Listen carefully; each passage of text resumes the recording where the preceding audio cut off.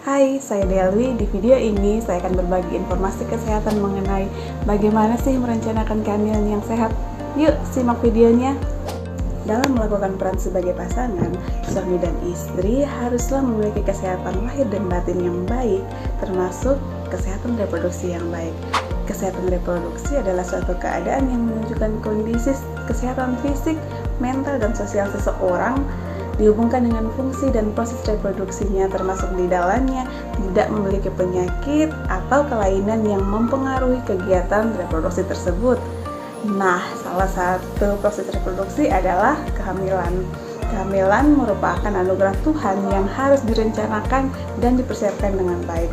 Agar dapat merencanakan kehamilan yang sehat, serta menjamin kesejahteraan ibu, anak, dan keluarga, pasangan suami istri hendaknya memahami hak-hak reproduksi.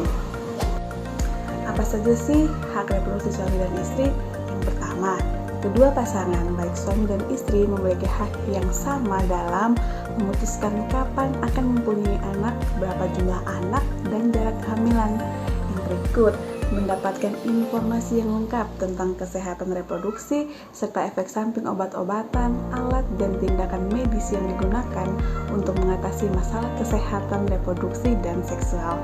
Yang berikut, mendapatkan informasi yang mudah, lengkap, dan akurat tentang penyakit menular seksual agar perempuan dan laki-laki terlindungi dari infeksi menular seksual atau IMS dan infeksi saluran reproduksi atau ISR, serta memahami upaya pencegahan dan penularannya yang dapat berakibat buruk terhadap kesehatan reproduksi dan seksual bagi laki-laki, perempuan, dan keturunannya. Hak yang sama berikutnya adalah memperoleh informasi dan pelayanan KB yang aman, efektif, terjangkau, dapat diterima sesuai dengan pilihan tanpa paksaan. Ingat ya sobat, tanpa paksaan. Hak reproduksi selanjutnya adalah perempuan berhak mendapatkan pelayanan kesehatan reproduksi yang dibutuhkan yang memungkinkannya sehat dan selamat dalam menjalani kehamilan, persalinan, dan nifas, serta memperoleh bayi yang sehat. Selanjutnya, hubungan suami istri harus didasari penghargaan terhadap pasangan masing-masing dan dilakukan dalam kondisi dan waktu yang diinginkan bersama tanpa unsur pemaksaan, ancaman, dan kekerasan. Mengapa kehamilan harus direncanakan? Yang pertama, anak merupakan titipan Tuhan yang harus dijaga dan dipenuhi hak dan kebutuhannya sehingga sangat dibutuhkan kesiapan orang tua. Kedua, agar ibu dapat menjalani kehamilan dan persalinan yang aman sehingga ibu sehat dan melahirkan bayi yang sehat dan dapat tumbuh berkembang menjadi anak yang berkualitas. Yang ketiga, kehamilan harus direncanakan untuk mendeteksi risiko atau masalah kesehatan yang mungkin terjadi pada ibu dan janin sedini mungkin. Kehamilan yang ideal adalah kehamilan yang direncanakan, diinginkan, dan dijaga perkembangannya secara baik.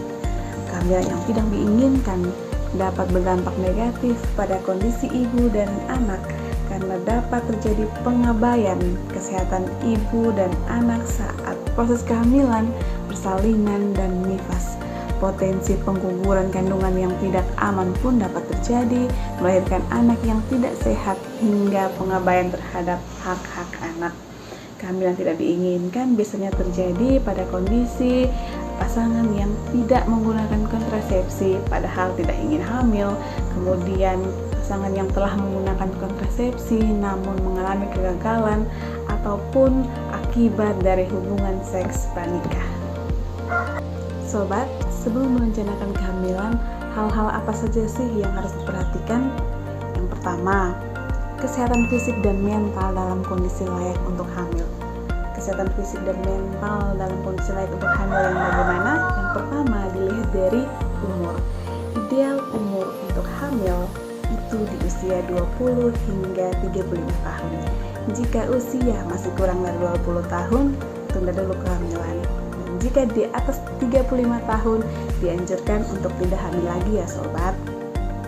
Atau jika belum mempunyai anak di atas 35 tahun, boleh hamil tetapi dalam pengawasan.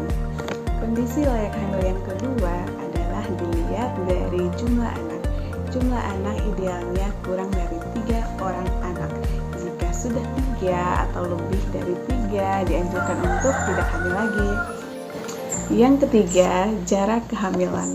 Idealnya jarak kehamilan itu 2 tahun atau lebih dari 2 tahun. Jika kurang dari 2 tahun, tunda dulu kehamilan ya sobat sampai anak berusia 2 tahun. Yang keempat adalah status gizi.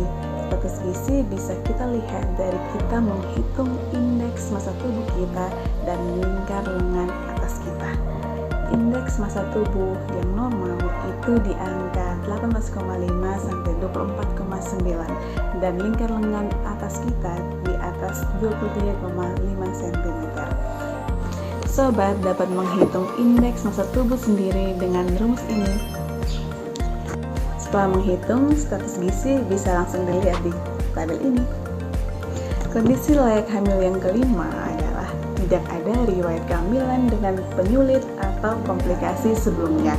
Jika ada riwayat kehamilan dengan penyulit atau komplikasi sebelumnya, periksa terlebih dahulu ya sobat ke fasilitas pelayanan kesehatan.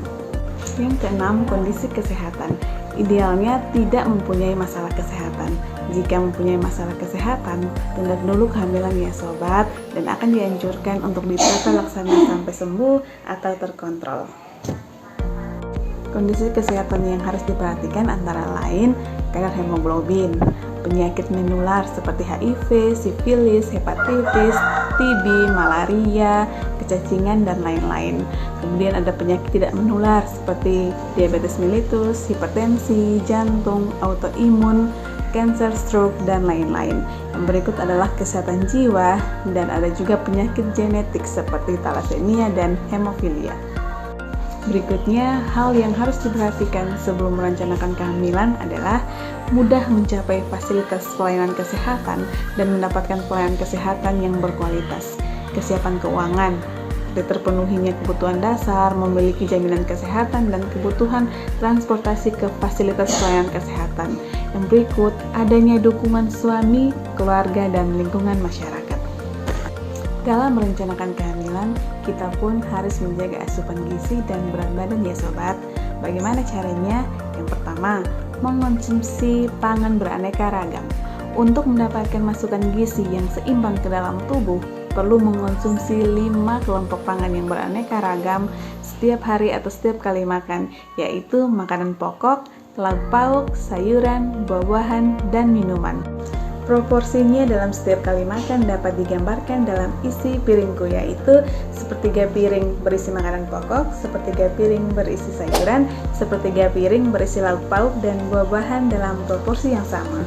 Beberapa hal yang perlu diperhatikan juga dalam menjaga agar tubuh tetap sehat adalah biasakan minum air putih 8 gelas per hari, kurangi minum teh atau kopi, dan batasi mengonsumsi garam, gula, dan lemak atau minyak. Yang kedua, membiasakan perilaku hidup bersih. Perilaku hidup bersih dan status gizi yang baik dapat mencegah timbulnya penyakit. Yang ketiga, melakukan aktivitas fisik. Aktivitas fisik memperlancar sistem metabolisme di dalam tubuh sehingga tubuh lebih bugar dan lebih sehat. Yang keempat, mempertahankan dan memantau berat badan normal. Berat badan yang normal merupakan salah satu tanda bahwa telah terjadi keseimbangan gizi di dalam tubuh dan merupakan kondisi yang ideal untuk dapat merencanakan kehamilan yang sehat. Sobat, jadi pesan pentingnya adalah semua kehamilan harus direncanakan. Sebelum hamil, periksa kesehatan di fasilitas pelayanan kesehatan dan dinyatakan layak hamil. Hamil harus dalam kondisi sehat, baik secara fisik, mental, dan sosial. Bila belum sehat dan belum layak hamil, tunda kehamilan menggunakan kontrasepsi. Dan bila hamil, kontrol ke fasilitas kesehatan. Terima kasih, semoga membantu sobat semua. Salam sehat.